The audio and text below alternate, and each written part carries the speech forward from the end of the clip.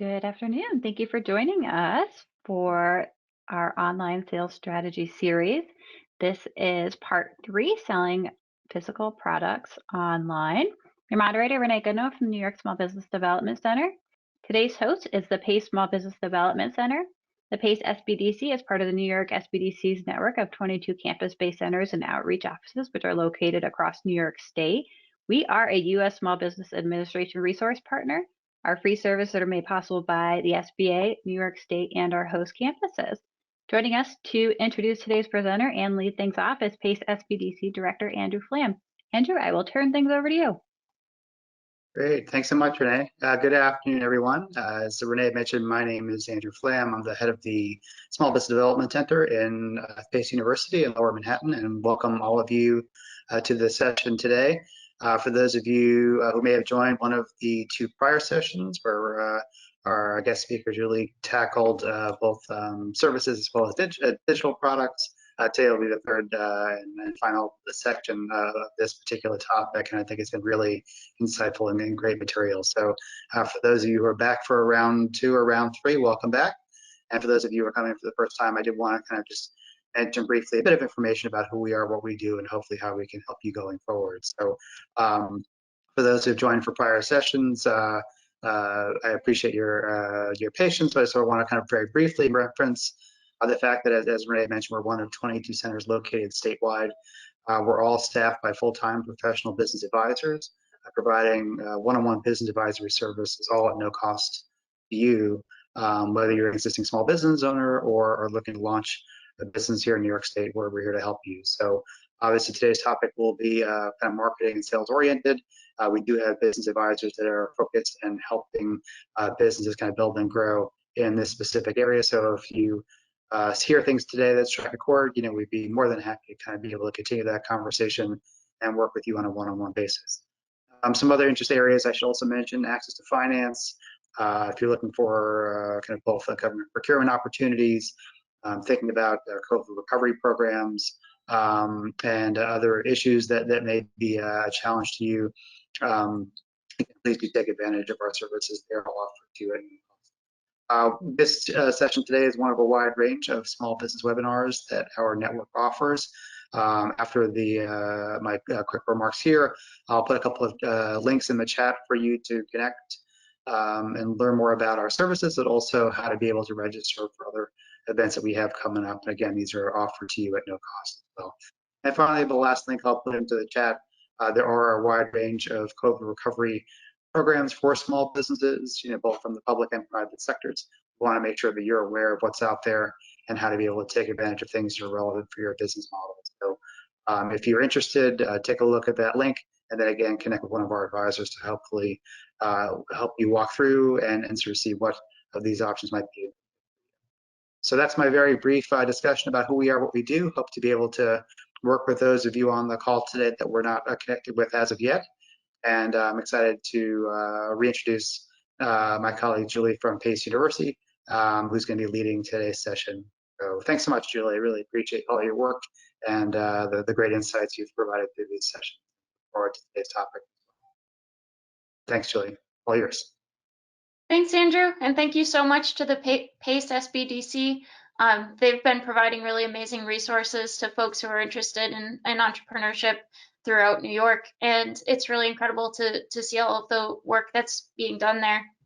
And I really appreciate being asked to come and do this lecture series, because this is by far my favorite topic to talk about, and just instilling that entrepreneurial spirit, as it's become even more important in our current economic climate. This is the third part of this lecture series. I've talked about selling services like consulting and freelancing online, selling digital products like stock photos and music and videos and online courses online. And today we're going to talk about selling physical products online. So producing something tangible that you hold in your hands and shipping it out to your customers who found you on the internet.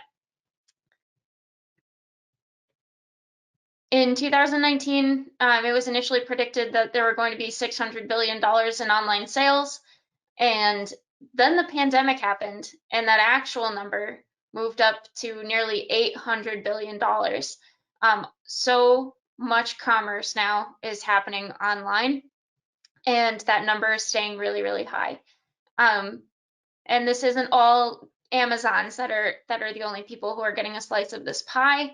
A lot of folks, just independent people, are starting companies now, are figuring out how to produce and ship all of their own products.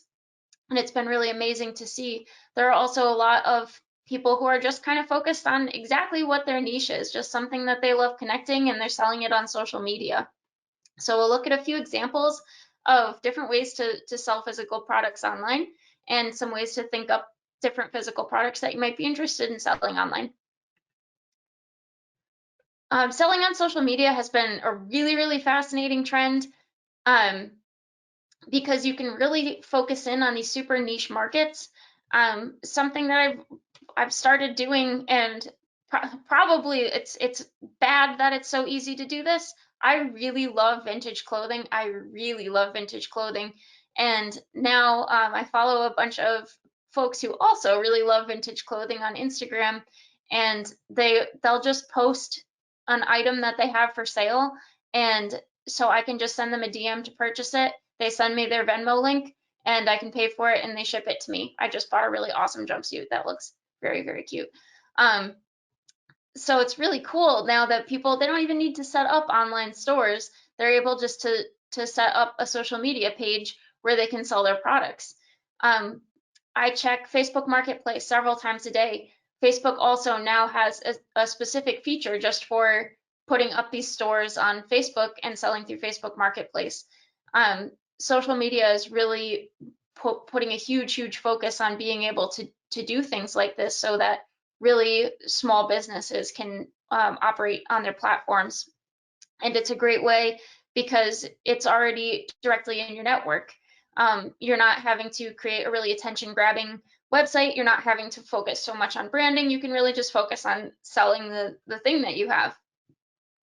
This is also awesome for people who are crafters like myself.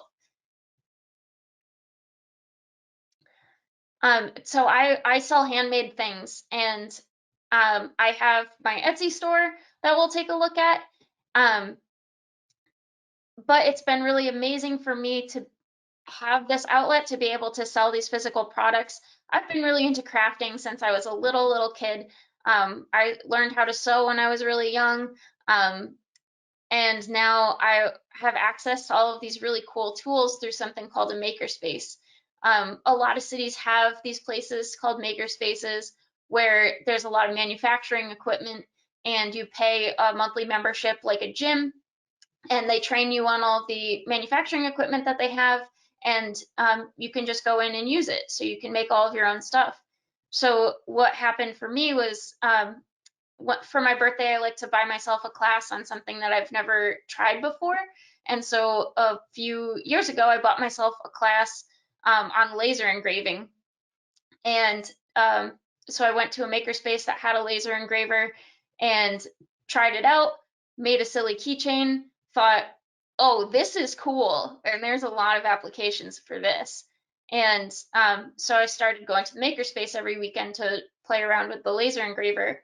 And I came up with the idea of taking cutting boards and tracing family recipes that were handwritten, and then laser engraving them onto the cutting boards. And this has made just a really meaningful gift. And so I set that up on my Etsy page so that people can buy a cutting board. They send me a picture of the handwritten recipe, and I trace it and then ship it out to them.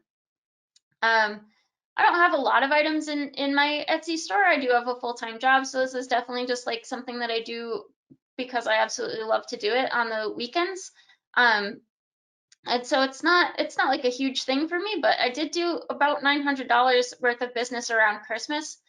And it's also, I have a lot of friends too that will just reach out to me to do these cutting boards because they know that I'm working on it.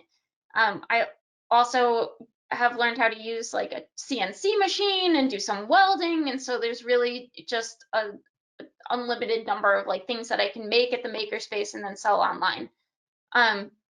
Facebook Marketplace is another really great place to sell those handmade items locally. If you don't want to deal with shipping, if you just want people to be able to come pick up the items, people, when the pandemic started and people started making handmade masks, a lot of those were being sold on Facebook Marketplace, and it's just kind of a good way to be able to sell those crafts and those handmade things and things that we can make for each other in a pinch within your community.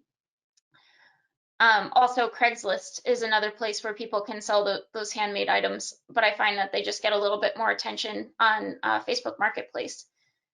Something that I've learned with selling handmade things and with selling gifts in particular is that people really love customized stuff.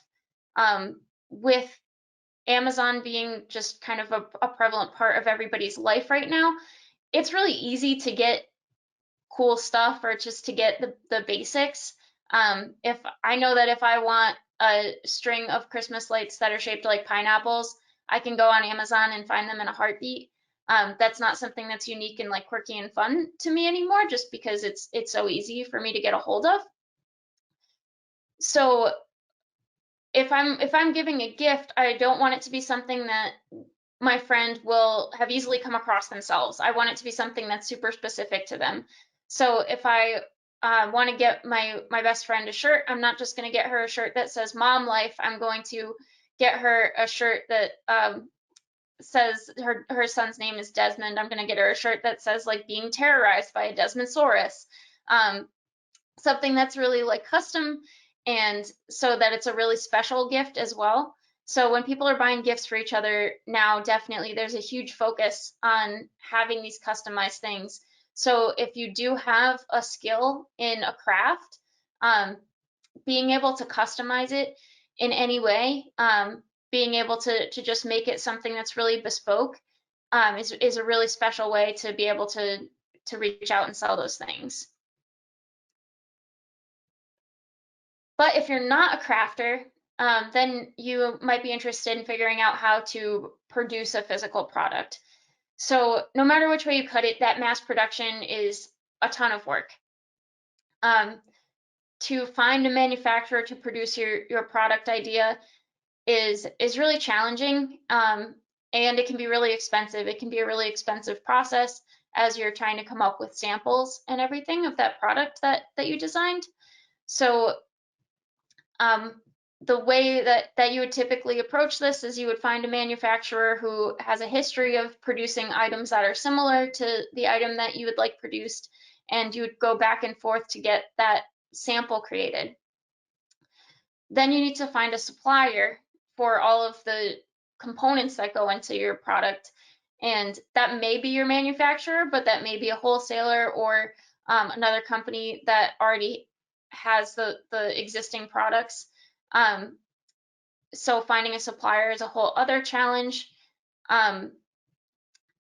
particularly now where we are facing some shipping challenges into the United States, where there is a supply chain breakdown happening somewhere.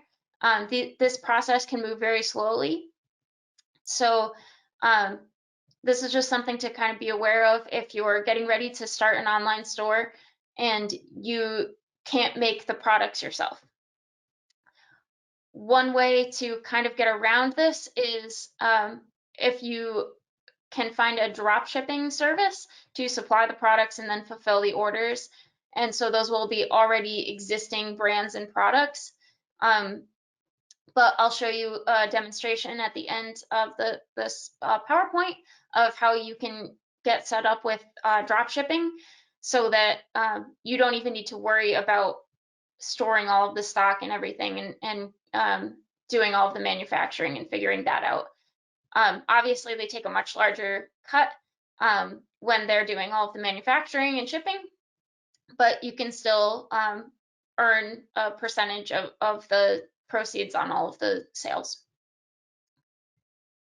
So if you are not doing drop shipping, then the next task is that you have to be prepared to have a place to store all of your stock.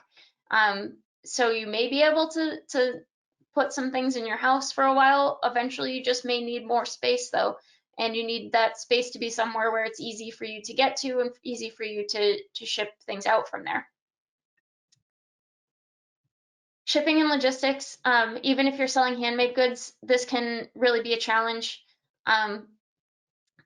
There's been a lot of movement in the technology industry to try to solve these issues, but it still is just really difficult to figure out the cheapest shipping option and get that to your delivery service. I will say that in my experience with shipping products, no one can price compete with the United States Postal Service. They're still the cheapest 99% of the time. You may be able to get a business deal with UPS or FedEx if you're doing a lot of shipping, but I've still found that really no one can compete with the USPS, and they deliver everywhere. So if you're looking for your delivery service, chances are pretty good that it's still going to be the Postal Service. There's been a lot of concerns over the past couple of years with reliability with the USPS, which is mostly unfounded. It's still been functioning perfectly fine. And but one thing that you should always do when you're shipping stuff out to your customers is to provide that tracking number to your customers. That helps establish trust with your customers. And if they're anything like me, they will constantly be clicking and getting really excited for your product to get there. Another thing with logistics that you need to consider is taxes. So if you are selling online, then you're probably not restricting the places that people are coming from to buy your products. So if you are shipping internationally, that is a much greater expense. So you have to kind of calculate those shipping costs up front before somebody pays for the product. And also need to consider taxes. Different countries have different sales tax, of course, and there are now a lot of services, and I highly recommend using these services for this reason, that will calculate all of the tax automatically, and will take care of all of that for you. Kind of in the earlier days of e-commerce, it wasn't such an issue, and the US government wouldn't really take notice if you were selling things online without collecting taxes, but they've definitely increased notice of that over the last few years. So it's just something to consider when you're pricing things, that tax will be added onto it, and also shipping will need to be figured out. There are services that also will figure out the shipping costs. You can tell them kind of what service you like to use and what type of packaging, like whether you want to send it overnight, or if you need to, you can just send it first class. Then they'll calculate all of the shipping costs for you so that you can just add that in, and your customer only has that one payment to make. That includes the shipping and everything. Something that a lot of online businesses will do in order to try to get more people to buy from them is to offer free shipping, which, depending on the type of product that you have, can be really expensive, unless it's something that kind of fits in one of those boxes that are just one standard price, flat rate shipping. But if you are selling something that fits into flat rate shipping, and you can figure out how to incorporate that cost into your sales strategy, then that's awesome. And I will say that free shipping does encourage more sales. So it's not a bad marketing technique at all. So I mentioned earlier about drop shipping. And drop shipping is when you have an online store that's selling something that you don't physically have in your possession, and there's a supplier, and so people will buy it from your website, and then your supplier will ship that product to your customer for you. So you're effectively functioning as a middleman. So you can kind of control, by controlling the price on your website, you can control what percentage of the profits you're going to get. You know already what your supplier's cost is, what percentage they take, and then you can adjust your price so that you get the amount of money off of the sale that you want to get. So you can do drop shipping with so many things, with watches, with waffle makers. There are a lot of services out there that do drop shipping. I also see classes online all the time that talk about how, you know, people are like working 5 minutes a day and they're multi-gazillionaires doing drop shipping, and it's not that easy. Don't be fooled.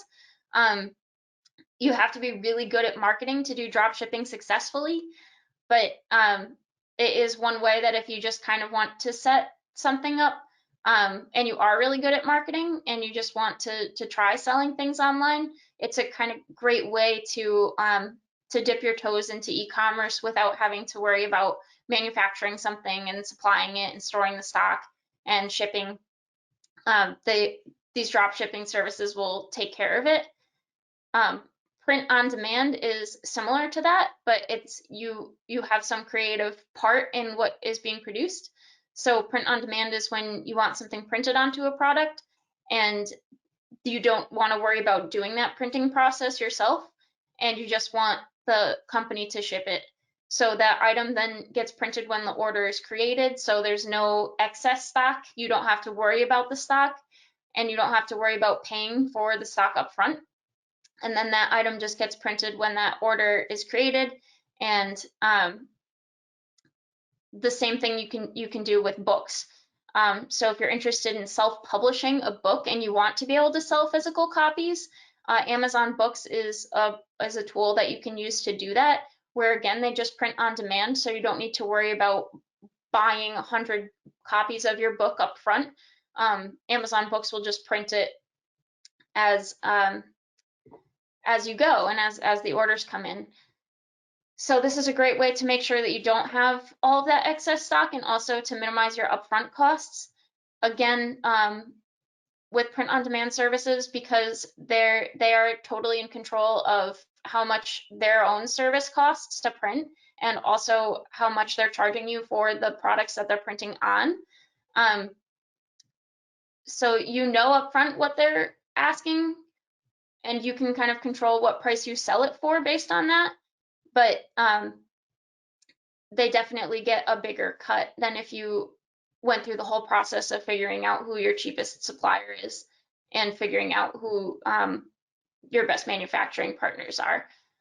That being said, sometimes it is so worth saving the time to just do a print on demand service. I've tried both sides of this coin with print on demand services, and I also will make my own t-shirts. I have something called a Cricut machine, which does vinyl cutting. So it's really easy for me to design a t-shirt on my computer, cut out the t-shirt design, iron it on, and then ship out the t-shirt myself. So I've tried both sides of this, and print on demand is really nice also because when you make mistakes, then that's on the print on demand service and you don't need to worry about that. But I will show you my favorite print on demand service, since I think that t-shirts and apparel is something that's personally really exciting to me for selling online as a physical product. So I will show you how to set up a print on demand store with some custom artwork on shirts. For setting up your storefront for an online store, and again, if branding is something that's important to you, you definitely do want to have your home on the internet. You want to have your storefront. If branding's not important to you, if you're selling crafts locally, if you're just trying to sell something quick, like one product quick and easy on Facebook or on Etsy, then you don't need to worry so much about setting up a storefront. And you can just do that on those platforms that don't really allow for that much customization. But if you are interested in setting up your own brand, then you'll want to have that homepage. And something that's important here is making sure that you are using the right tool for how you want to be selling. So if you want a tool that automatically will do those tax calculations for you, will automatically do the shipping calculations for you, then you probably want to use a pretty robust e-commerce tool. And the things that you want to look at when you're making that decision also are how much it costs per transaction. Most of these types of websites will include the credit card processing fee, and then they might include a fee on top of that for themselves. So those are the kind of payment structures that they are.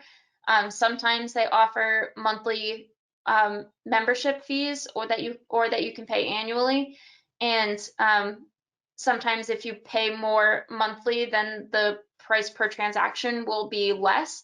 So that's something to consider if you just want to start out. You maybe pay the lower monthly fee, but the higher per transaction fee. And then as you start to make more transactions per month, consider if it'll be cheaper just to pay the higher monthly fee and have the lower price per transaction. And I'll show you where to kind of find that information on these sorts of websites.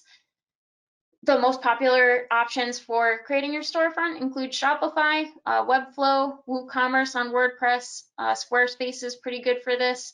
Wix is another one that I quite like. And most of these options will also offer you that dashboard to keep track of your sales.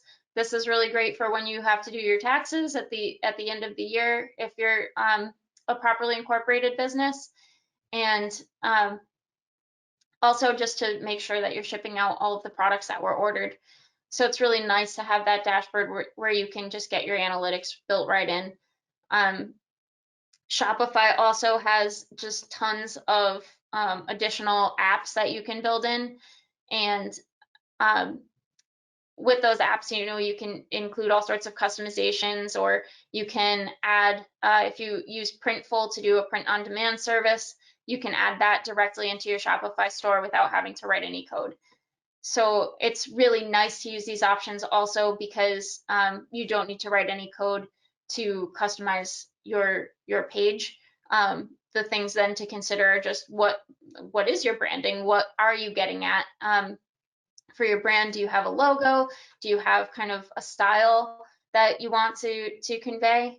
Because now you're thinking about like what your store would look like. If you had an in-person store, what would kind of be the feel of the store? So those are all really kind of important and fun design considerations to make as you're building out your store online. So Shopify is definitely that largest player in the game. It's got a really robust website builder. It allows you to kind of build out your whole website too. So if you want to have an about page to tell the story about the products that you're selling, if you want to have a blog to talk about the development that's going into your product, it's got that very, very robust website builder. So it makes that much easier. It also, since it adheres to all of the current best practices with how websites are structured, a lot of times that will help with Google search results. So if you have a Shopify store, then it's designed to be really fast and responsive. You also don't have to worry about making the store mobile responsive because that's built into most of the design templates. So it adheres to all of those current best practices. So sometimes that can be a little bit of a boost within search results. But that brings up another good point about whether you're creating your custom storefront or whether you want to use a platform like Etsy. With Etsy, sometimes you have that built-in marketing. If I'm buying a custom gift, I'm probably not going to search for that custom gift on Google. I'm going to go to Etsy where I know that people are doing these handmade gifts. And so if there's a store that's really popular, then it'll show up at the top of the list on Etsy. There's a little bit more of that kind of marketing built into some of those platforms. Whereas with Shopify or with WooCommerce on WordPress or Squarespace, then you have to kind of think about how you're going to do marketing. You're going to have to think about the ads that you might run or how you're going to reach the customers that you want to reach. So when you're thinking about marketing and you're thinking about e-commerce, you're thinking about your product that you're trying to sell. If it's a product that's readily available on Amazon, will you be able to compete? Probably not. But again, this is one of those reasons why custom gifts and custom items are so popular right now, is because Amazon can't do that. They can't customize every little thing. So if you are doing something that's custom, if you can figure out a way to build that into your business model, then that's really a leg up that you have on Amazon. Because if you're just trying to sell like generic handbag, are you really going to be able to compete with Amazon? Probably not, unless you have a really, really compelling story and really great marketing. Social ads on Facebook and Instagram can be really, really helpful. And when you do those ads on Facebook and Instagram, you're using all of the data that Facebook and Instagram have collected on people, so you can make sure that you're getting your ads directly in front of the people who have that characteristic that indicates that they would be really interested in your product. I know that people talk all the time about feeling like their privacy has been invaded with some of the custom ads, and definitely I've had some so extremely targeted ads that I'm sure that my phone is listening to all of my words. But that being said, I click through those ad links all the time. I do find products all the time that are something that I'm interested in. So Facebook and Instagram are onto something with how they do those targeted ads. There are other ways that you can build hype around your product, that you can get folks to pay attention to it. If you already have an audience online of people who might be interested in that product because they're kind of interested in the same, sort of thing as you, then it's great, because now you already have that audience, you have a lot of supporters, and you can kind of build hype around that. If you don't have that audience, but you can reach out to somebody who does, then influencer marketing might be a possibility. So with influencer marketing, usually what you would do is you would find that influencer that you know has the correct audience for you, for your product, and then you might send them a sample product. They might just want to do the marketing based on that, or you might pay them for those posts. It's just important to be really careful if you're working with an influencer that you have that contract in place, so that you know that you're not just sending your products into the abyss. With having that online community and why that can be so important for selling a physical product online, one of my favorite stories in direct-to-consumer e-commerce that I just think is really inspiring, that came out of a community that I'm a part of called Women Make.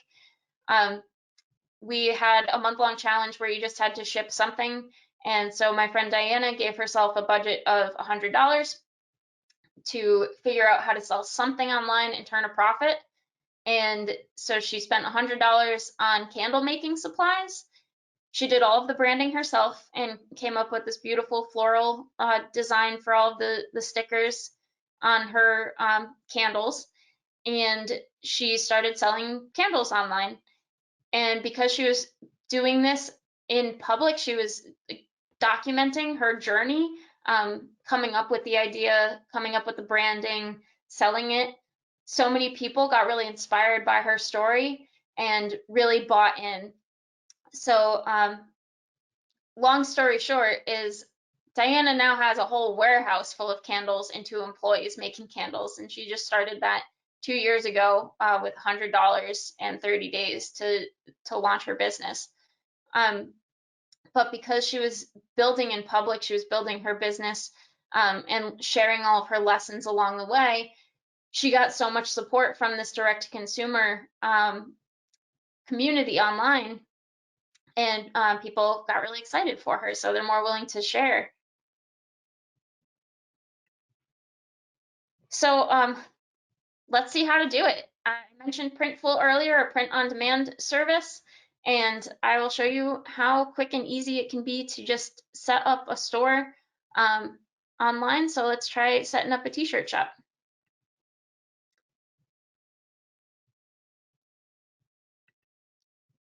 So I'm going to use Wix as my web builder. Wix, I just really like it. I really like a lot of the web builders. For some more complex tools, I just think that Wix can be really useful. It's got all of these pre-made templates and everything, and it also has a direct integration with Printful, which I'll show you we're going to use here. So you can see I was playing around with this last night just to make sure that I knew what I was going to be doing today, but we'll start from square zero here. So I just created that, that initial store yesterday, but let me see if I can go back to my dashboard and start another site, create a new site. There we go. Just use the Wix editor. We're going to create an online store. We're going to create an online clothing store.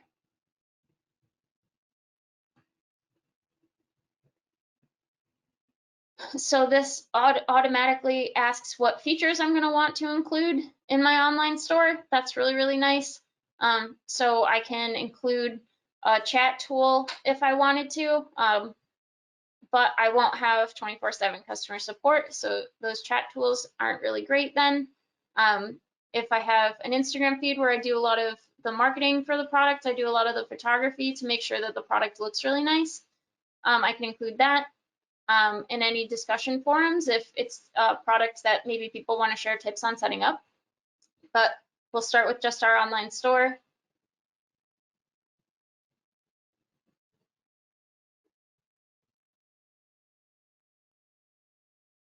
And we can just edit a template to start a store. This one is already designed as a t-shirt store. It's got a lot of really modern design elements. So let's just snag this one.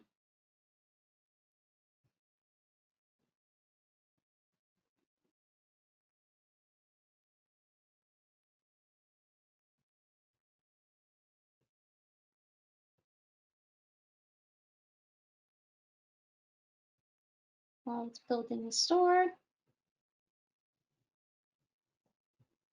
Awesome. So this shows me what all of these menu items are here on the side. And since I don't want to make all of the t-shirts myself, I just want to come up with a design for the t-shirts and start selling them without having to worry about buying the t-shirts themselves and printing them myself and worry about a manufacturer and supplier. What I'm going to do is add an app.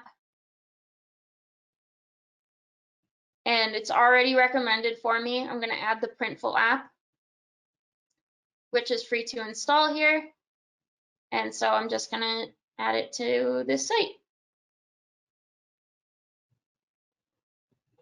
I already have a Printful account, but you can just create one pretty quick and easy there.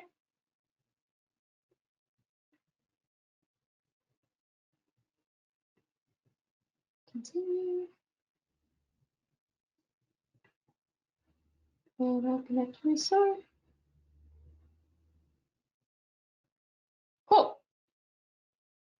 So now I've got this nice interface right here where I can start designing my first product.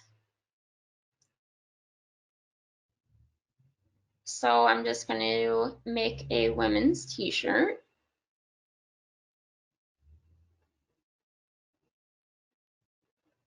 And they have really a lot of options for all sorts of different products that you can print on here. But I like that this one offers a lot of different sizes and a lot of different colors.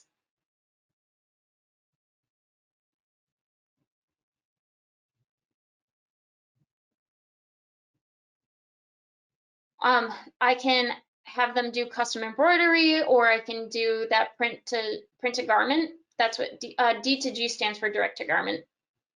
So that'll just print the design on there. So I can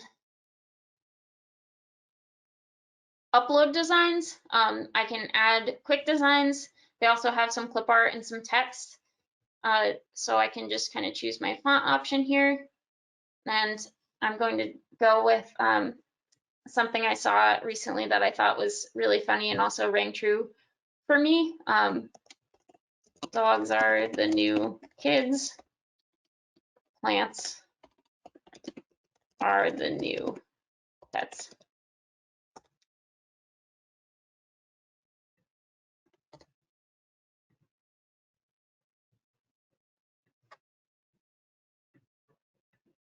Close that.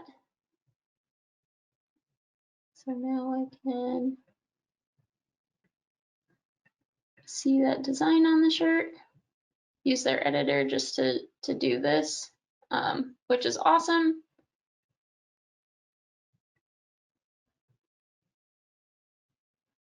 Change the color to white, change the font.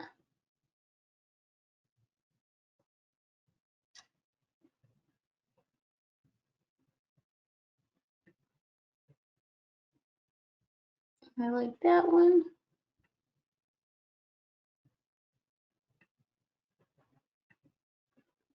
Can make sure that it's positioned nice on the shirt. If I wanted to customize the label on the shirt, I can do that. If I want to customize the sleeves, I can do that as well. Printful really lets you customize a lot. So that's good. I can proceed to mockups.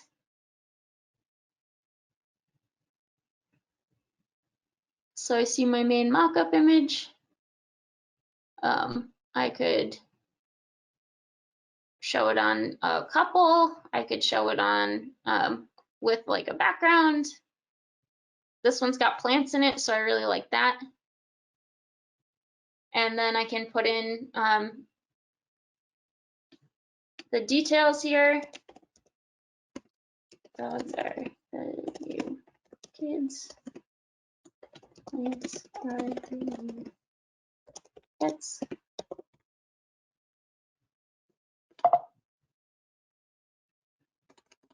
Shirt.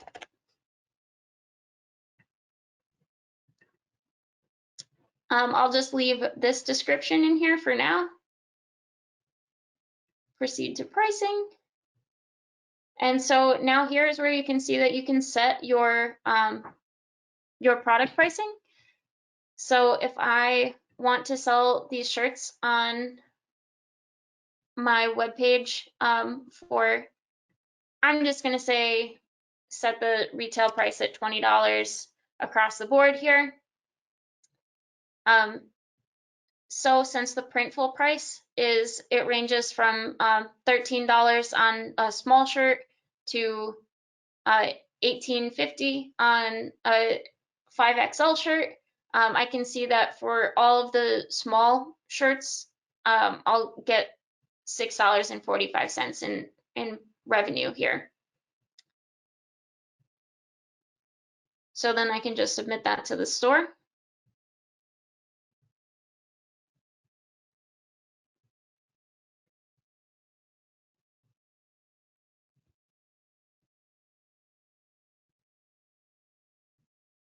Nice. So now there's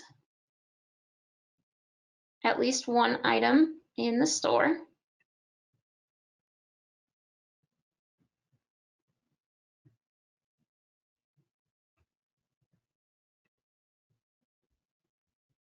So I just want to look at the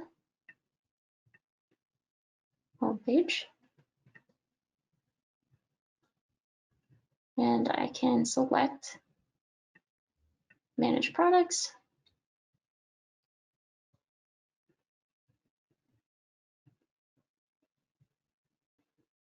And I can add that real shirt that I have in Printful.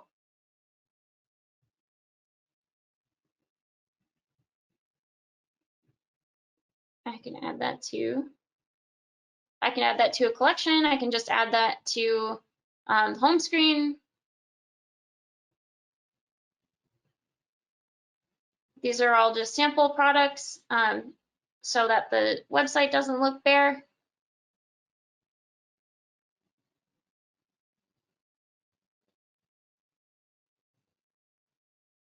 But now I can see this shirt right here on the website.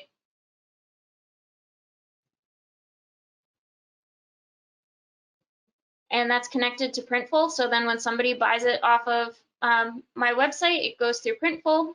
Printful will handle all of the buying and shipping, and then I'll just be able to cash out on Printful.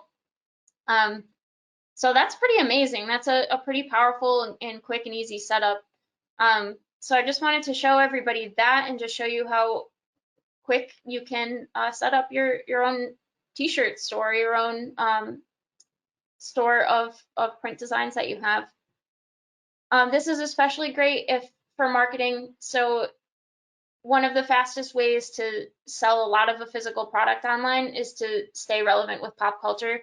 So when things happen like Bernie Sanders looking like an adorable old man at the inauguration last year with his mask and his mittens, a lot of people made t-shirt or made designs for pins and hats and everything off of that.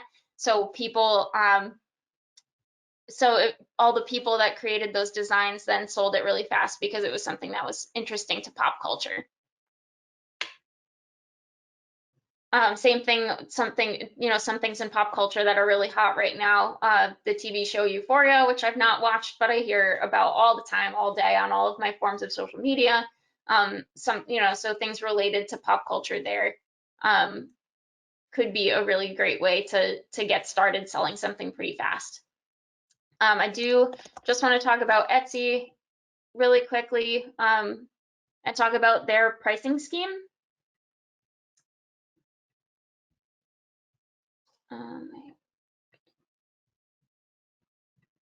Hopefully this will just be fast and easy to sign in.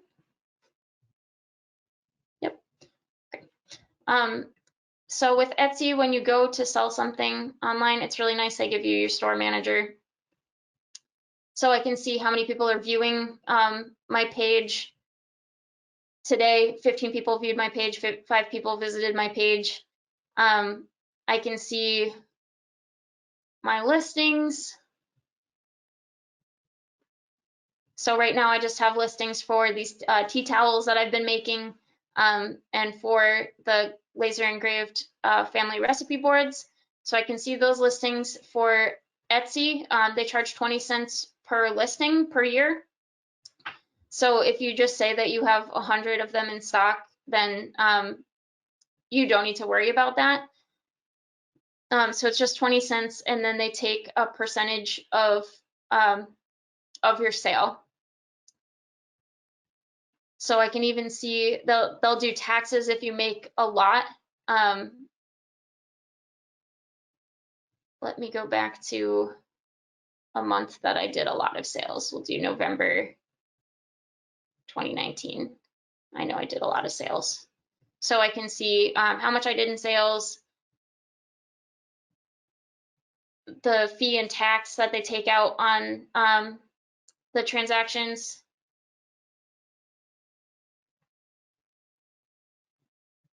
So I can see exactly how much I'm making on each listing that I sell.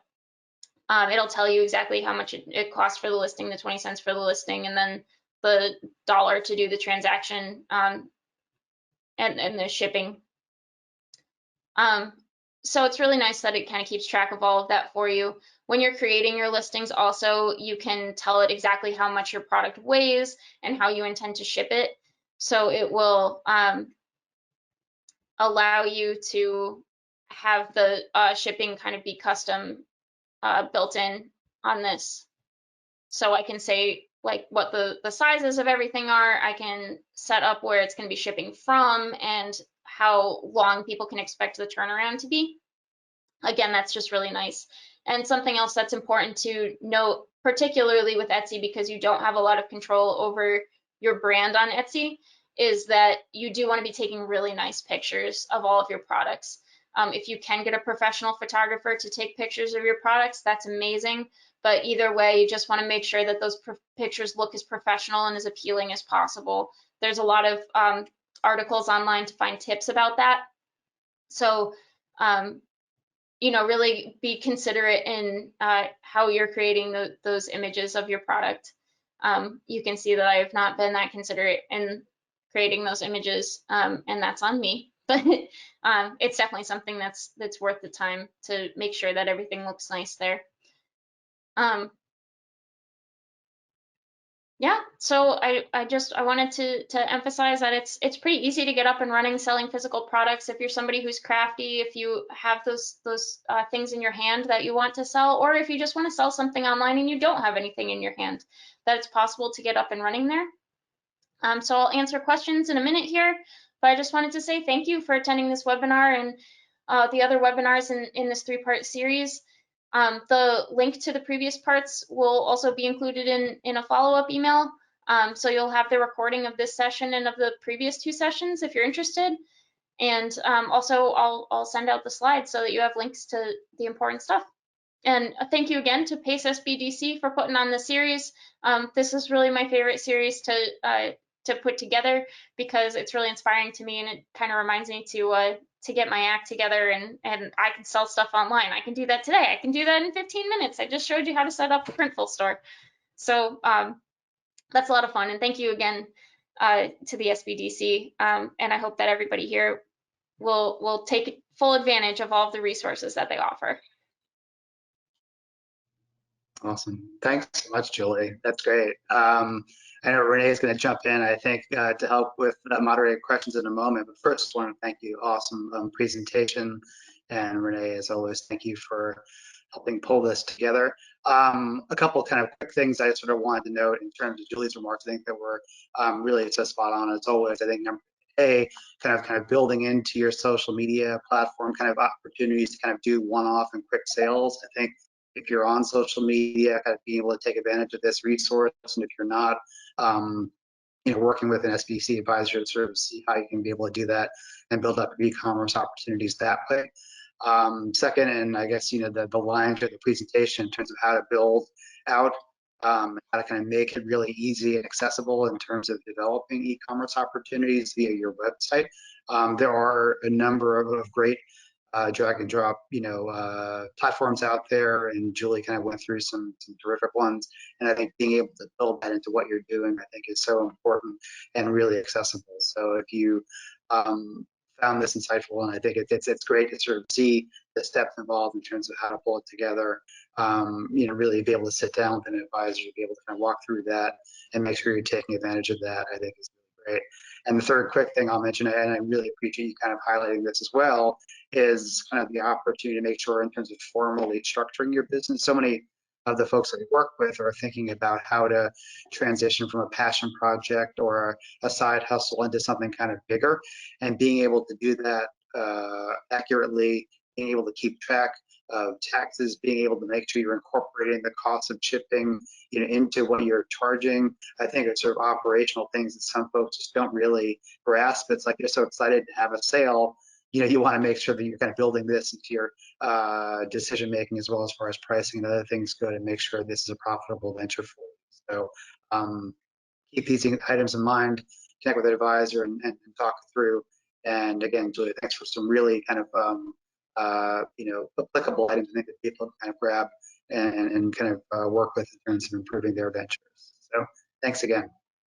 So my recommendation for something that can be added to the website to calculate the sales tax and shipping automatically is to use a payment processing service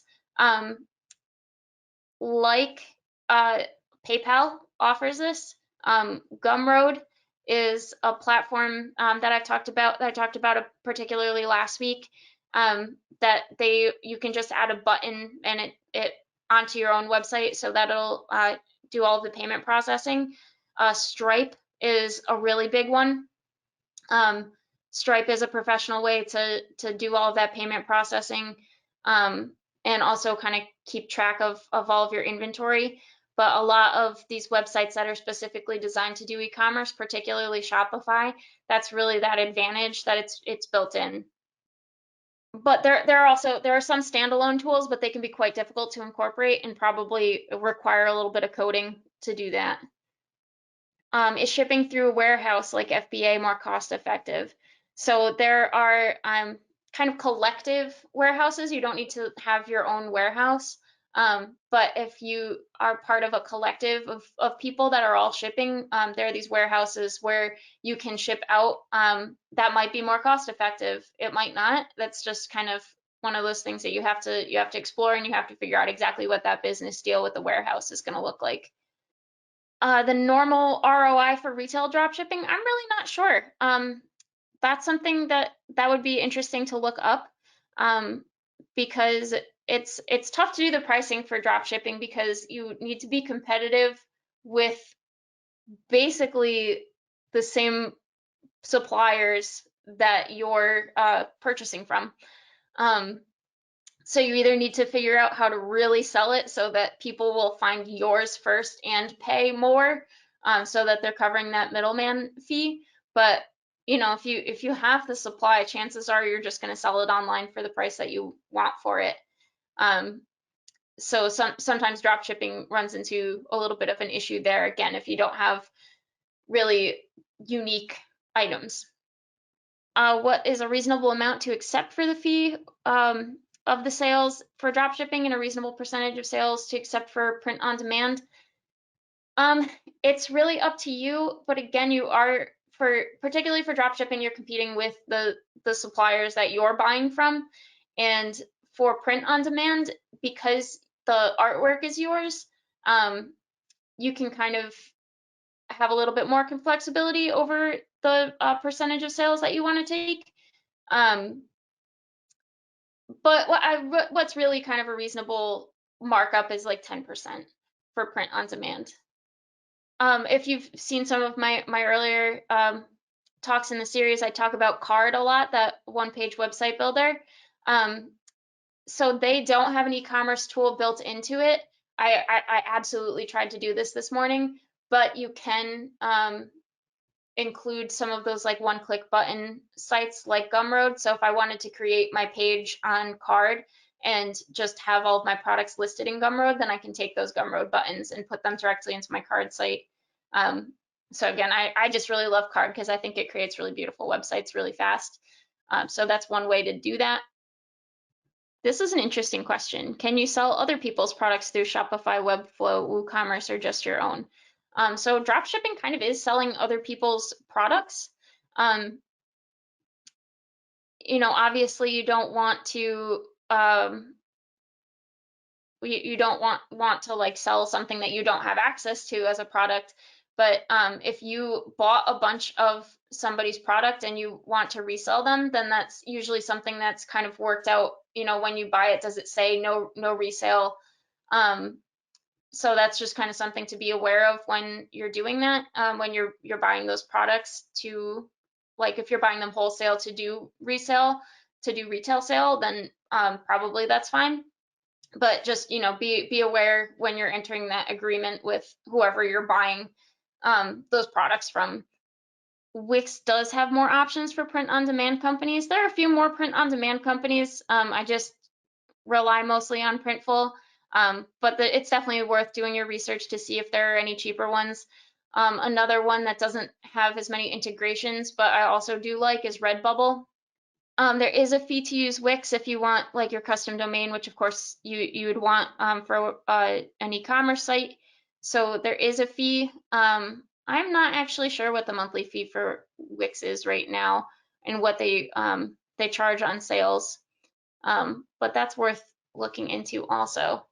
Can you sell beef from an e-commerce website like Wix? That's also a really, really interesting question that I looked into a bunch this year because I really wanted to create a caffeinated seltzer company, but caffeine tastes bad. So to sell food, there are different regulations by country and by state for what you can sell. So just like how you can't sell alcohol online at all in Connecticut, some places have different licenses that you need to be able to sell food products. So that's something to just make sure that you're kind of following the legalities there. Another question that came up twice here is concern for copyright or trademark with other people's quotes, pictures, lyrics, and logos. Yes, definitely be concerned about that copyright and trademark. People all the time are selling they'll find like designs that are Disney themed. In particular, Disney's really aggressive with this, but they'll find Disney designs and they'll sell them as t-shirts. A Disney license is so expensive, and they are really aggressive with finding even just people who are making like 10 t-shirts, making and selling 10 t-shirts a year. They're really aggressive with finding you. So with something like that, then yeah, you need to be concerned about that copyright and trademark, and with licensing. So also if you're doing like sports team designs, then that's also licensed content. So you got to be pretty creative with it. And in the next question, the Bernie Sanders example is mentioned. So I wouldn't just make a t-shirt with just that photo printed on it. I would do a drawing of that photo. And so then it's my own artwork. But thank you all so much for attending this web series. Like I said, this was a lot of fun to do, and my email and social media handles will be included in the email that gets sent out to everybody, along with all the slides, so that you have all the links and resources. But thank you guys again, and I hope that you all have a great rest of your day. Julie, thank you so much. I really appreciate it. I'm just responding to a few folks who were asking about counseling through SBDC that Andrew covered. So I just shared that link in the chat for folks to click on if they want to schedule an appointment. It will ask you for your zip code, and then you can go from there and select the county that you want to be connected to. And if you're around the Pace area, I do hope you get connected with Andrew's crew, because they are fantastic to work with. And Julie, you are not reading off all of the thank yous that are rolling in because there's so many. But I wanted to let folks know that there are many, and you are much appreciated for this session. So I did add our contact info for folks who were interested in some one-on-one counseling. So feel free to email us, let us know that you attended the session and you want to do a one-on-one follow-up with somebody, and we'll get right back to you about arranging that. And I look forward to working with you all. And again, Julie and Renee, thanks so much. It was a great session, and really appreciate all the hard work that you put into it.